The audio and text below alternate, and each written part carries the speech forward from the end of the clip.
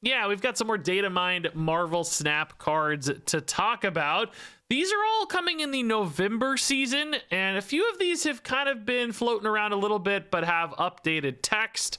Some of these have totally new text we've never seen before. And I will note that typically at this stage, we see the December season of cards, but those have been held back. I don't know if that's a new policy, trying to keep cards a little bit closer to the chest until they get closer to release, or if that's specifically because of the teased Marvel Rivals kind of crossover that seems to be coming. There were some hints of that in the data mines as well. But all in all, still a handful of cards we have not talked about on this channel. Now, that said, since these are coming out so soon, I suspect these are very close to final. We may not see as many changes to these cards as we typically do between this video and the final release. And in fact, if these don't change at all, as I suspect, I won't do a normal card review. I typically do like the leaked cards video and then update for the card review right before release. So I'm going to go ahead and do some star ratings in this video because I suspect these will not change. So all of that out of the way, let's go ahead and talk about the first card here, Laufy. And he is a 4/5 with on reveal, steal 1 power from each other card here, which I think makes this a really nice affliction style card that gets some big total number output here. Like the net power on this is really nice. So if your opponent has, say, 2 cards even in a given location, Laufy is going to steal that power, go up to 4/7, and he's going to give them a total of -2, which makes his net power output a 4/9 already with only 2 cards, which that's already getting him really competitive for 4 drops. Obviously, as that number goes up, if they have 4 cards in a given location, he's going to go up to 4/9. He's going to put them down by 4. That's a net swing of 13 power for a 4-drop, which feels great.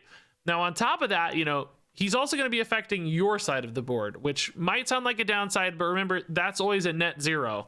If one of your card loses a power, he's going to gain it instead. It's kind of redirecting all of that power into Laufy himself, which, technically makes him a bit susceptible to something like a Shang-Chi or Shadow King, but ultimately, that's still great because you might have cards like Luke Cage. If you steal a power from one of your cards, Laufy gets bigger, but then Luke Cage can come in and make sure that card doesn't actually get any smaller at all. So it's just all upside and all advantage for you there.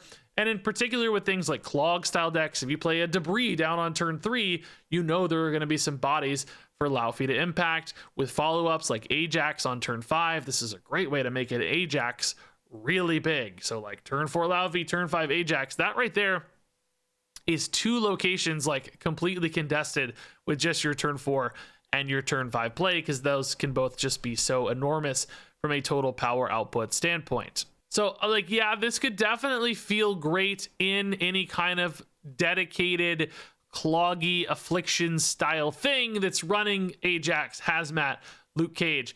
But honestly, I think this might just have some general use case scenarios as well. Like a lot of decks might just like a big 4 like this that just has that natural swing potential, Imagine running this with, a Zabu deck or whatever, or a Sarah or something, where you just play this on turn 6, and it's very likely your opponent has 4 cards in a given location. You're going to have one usually that's pretty full of stuff. This is just a really big power dump out of nowhere. So I don't know, man. I think this card is pretty strong because it's both synergistic in some cases, but maybe independently good as well. I also think this makes Spider-Woman look really iffy. It does a similar sort of thing, but perhaps just gets like a lot bigger in many scenarios, and it costs less. So I think this looks pretty good. I like this card a lot, actually.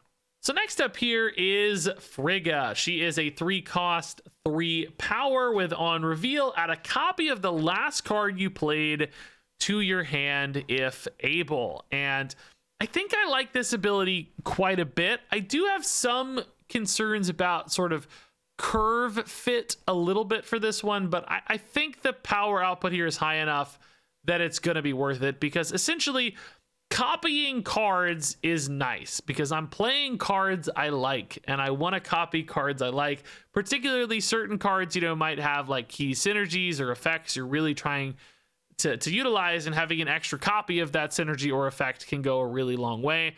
This is not a good example, but it's the first one that comes to mind as I sit here to talk about it. Like Silver Surfer, for instance.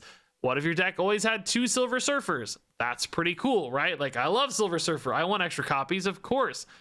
But that's where the curve consideration comes in, because with Silver Surfer specifically, you know, you want to play the Frigga before turn 6, obviously, so that you have the Surfer by turn 6, which means you need to play the Surfer before the Frigga, because this is the last card. It's not the next card.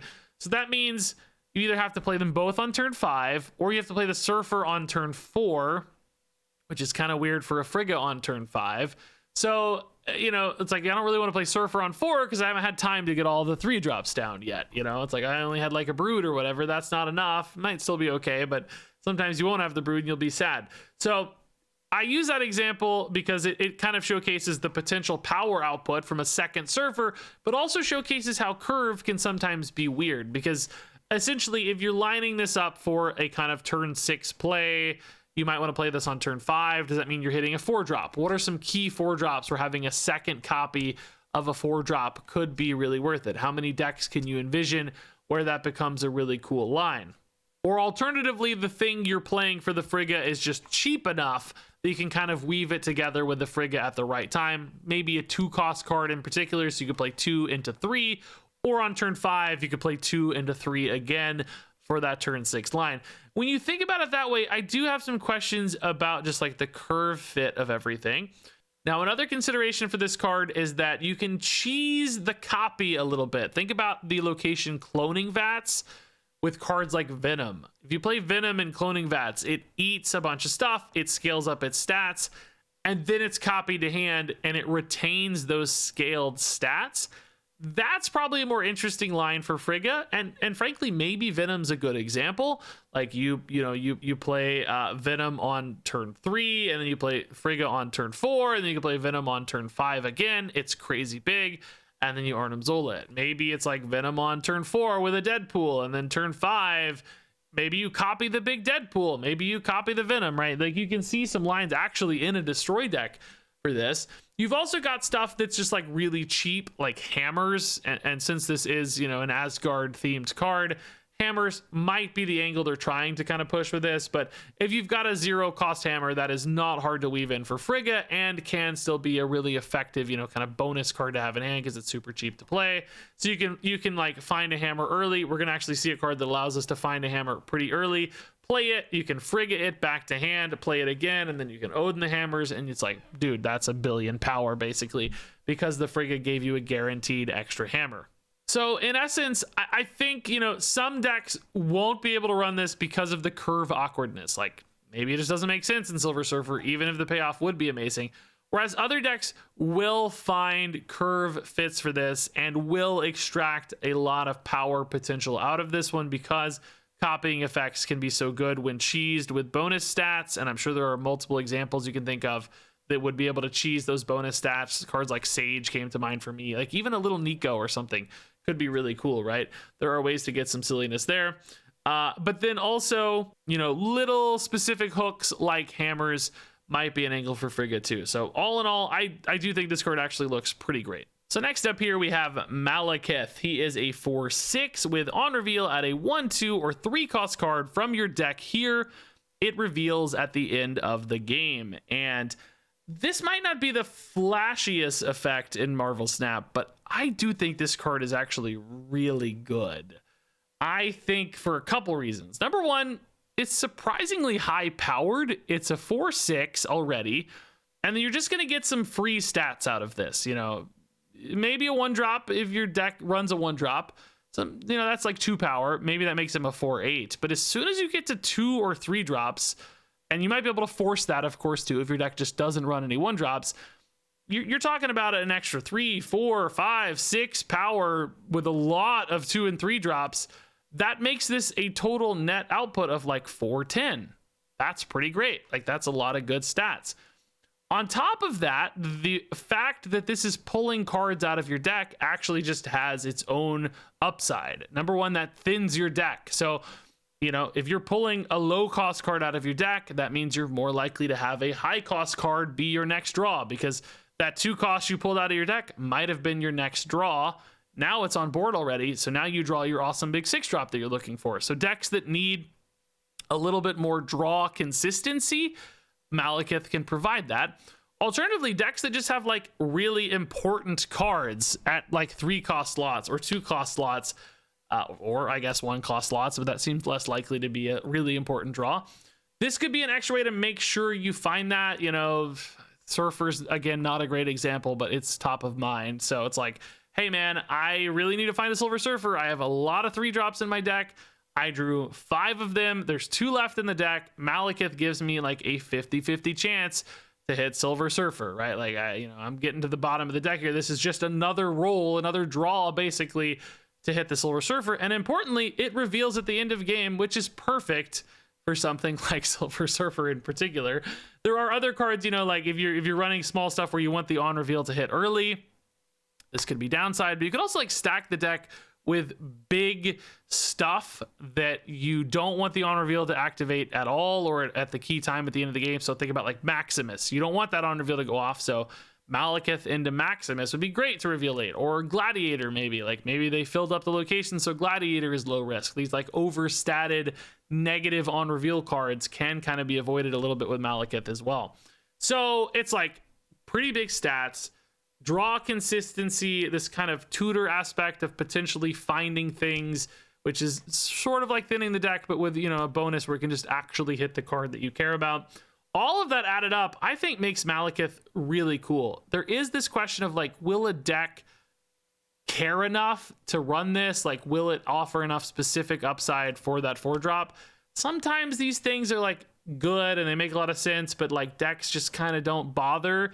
That could be a fate for Malekith, but I think people will kind of realize how good this is, how consistent it is, and how the floor of power output for it is high enough that it's not really a risk to run in any way. Like, you're just going to get some numbers out of this worst case scenario. So all of those things add up to me to a card that looks pretty great. So next up here we have Surtur, and this card has had a few different versions floating around in the data mines for the last like couple patches. I've been avoiding it. This might be the final version. It's at least the latest version, and it seems really strong to me. These numbers seem pushed. It's a 3/5. After you play a card with 10 plus power, this gains plus 3 power. So we're starting off at a pretty great spot at a 3/5. And playing 10 plus power cards for a deck that is designed to do that, which this will be included in. Obviously, you're not playing this in a Surfer deck with no 10 power cards. But if you're playing, Crossbones, if you're playing Cull Obsidian, if you're running Scar, obviously is the eventual payoff. That's where this comes along, and that means very often this is going to be super easy to give like plus 9 power. Maybe plus 12 power quite reliably, which makes this insane. That is a 3/17, a 3/14, both of which are just really big numbers for a 3-drop. So, ideally you play this on 3. You play your like Cull Obsidian or whatever on turn 4. You play, Sasquatch on turn 5. And then you finish on a turn of like Scar and let's say Magneto or whatever, right? That's 4 cards over 3 turns that are all 10 plus power. So that's how you get to the plus 12 or 3/17 mark on this. Also note that importantly, this is what enables the Scar, because you play that 10 power card on 4, on 5. Surtur is then plus 6, which makes him 11. That's 3 cards that are 10 or higher for that Scar. So he is both kind of paid off by this deck, but also enables this deck as well, which I think makes like a 10 power big dumb idiots deck with Surtur an absolute super consistent monster. Yeah, this just looks like it scales up fast enough to be really, really scary.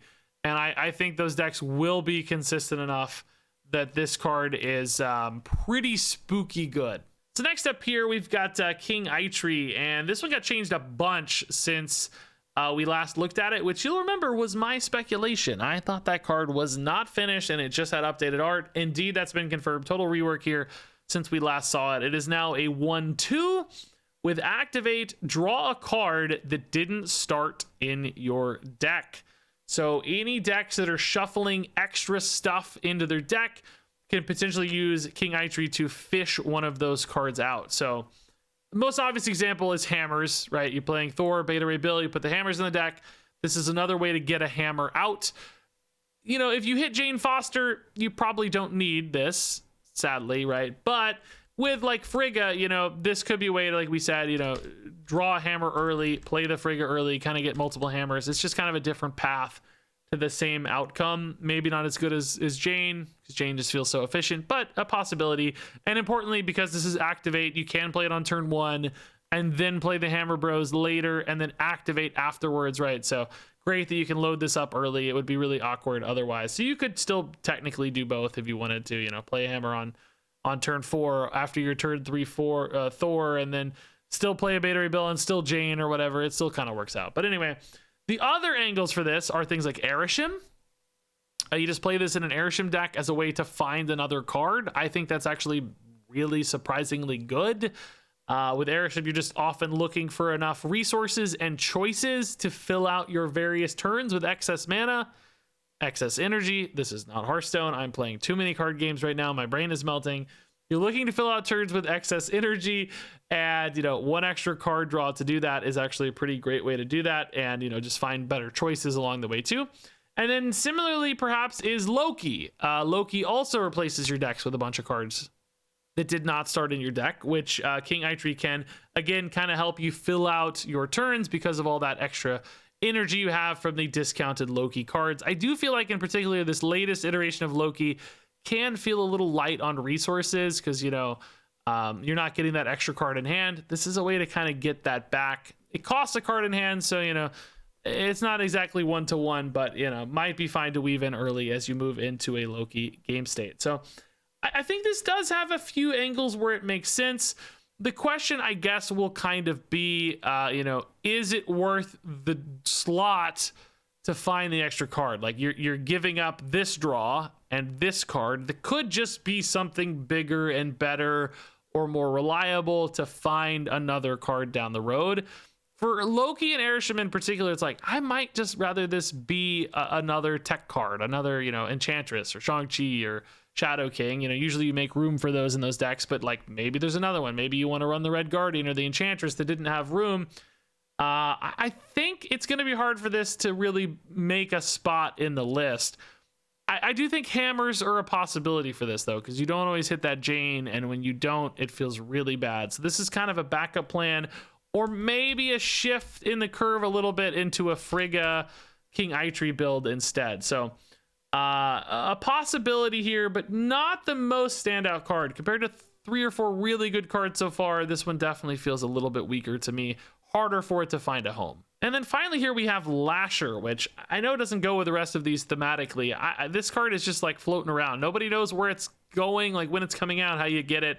We don't know, but it's a card of the game in the files. So it's a 2/2, and it has activate. Afflict an enemy card here with negative power equal to this card's power, which this is pretty cool. This is a nice little kind of stat scaler, and we're getting a critical mass of these cards that do really well with buffs and bonus stats, and we've tried to make some successful decks that did pretty well. I've seen some other people finding success with buff based decks, and this is another great tool for that, and it's a cheap one too. A lot of those cards kind of go in the like 3 and 4 and 5 mana slot, so having one that comes in as a more affordable option and a more flexible option actually does make me pretty excited. It's also really good to play down early and then play follow-up buffs on it. So like play this on 2, stuff like Ironheart after the fact can still be really amazing, basically magnifying all of those extra buffs. So Hulkbuster, Ironheart, the kind of post-hoc buffs, and then any like preemptive buffs too, you know, Gwenpool, and then play this on turn 5 or whatever, could also still be really effective. But, you know, at a base, this is kind of a 2/4, right? It's a 2 that afflicts -2. Obviously, some affliction decks might want that. I don't know if only one affliction's quite enough for this to make a cut with something like Ajax or Laufy, like we looked at earlier. More likely, I think, is that buff style deck, whereas, you know, this basically doubles up on all your buffs. You get this up to like 6 power. My God, that is a monster play, because now that gives -6 to your opponent's stuff. Or, well, no, -8, of course, because it's still got the 2 power itself. So giving -8 to your opponent's stuff, but that extra -6, that goes a really long way. Like, this could almost solo some locations with just a few buffs because of how crazy that output could be. So Yeah, I think this card actually looks pretty cool. It's just a question of whether or not a buff deck like that, because I do again think this has to be in a buff deck, is actually a competitive meta list. But each one of the cards like this that adds into that package does increase that likelihood, I think. So there you go. Those are the leaked cards this time around. I actually think a lot of these are pretty good. I don't know if they're like scary, broken, meta defining kind of cards, but they look really solid and each seem to enable either an archetype specifically like Surtur, maybe Laufy, or maybe just look like really good pieces like Frigga and Malekith that you could kind of see in a variety of different homes. So all in all, pretty strong month. That said, we're going to go ahead and rate these from 1 to 4 stars on the assumption that these are the final versions and I don't need to do another video that is the like official card review. Frigga is a 4-star card. Surtur is a 4-star card. Malekith is a 3-star card.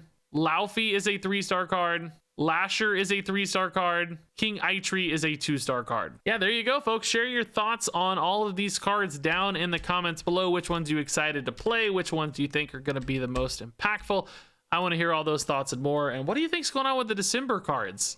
What's going on? I want to know the scoop. I want to look at the December cards. I'm anxiously awaiting it. So thanks much as always for watching, and until next time, game on.